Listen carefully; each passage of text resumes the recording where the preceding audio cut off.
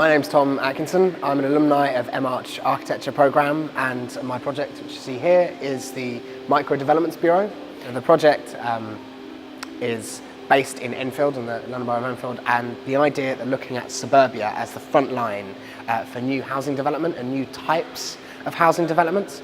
So the idea was to create a new social housing type that would fit onto edge plots of land around a suburban context, and the idea that you could create these new types of homes for these new types of plots, and they could be built en masse off-site. They could then be brought onto site, built very quickly, which cuts on labour costs, also cuts on disturbance to the local communities, and then clad in whatever fits the local area. And this is where the wallpaper behind me has come from. The housing crisis is one of the things that has come up a lot, especially in architecture. We had a really interesting lecture series called Fundamentals, where we looked at different sides of it this year, which sort of backed up the reasons for looking at it. But it was really my own interest. I'm interested in housing. I think there's a problem in this country with the amount of social housing we put out.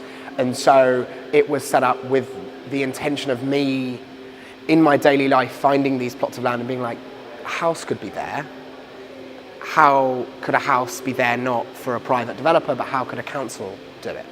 And so this is when I set up the Micro Developments Bureau, and we set up our sort of manifesto and our action plans. We believe there must be more social housing, that homes must be well designed and great for all, councils must be the nation's house builders once again, and local communities in suburbia are now on the front line for residential development. Borderless creativity is obviously incredibly important. As architects, we work almost like a jack of all trades, master of none. You're meant to encompass so much information from so many different strands.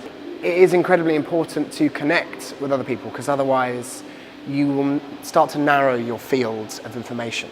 And the more you can broaden that, the more you can be open to new ideas and new thoughts, new ways of doing things, which is what other sort of creative minds bring to the table, then, that's how things will get better.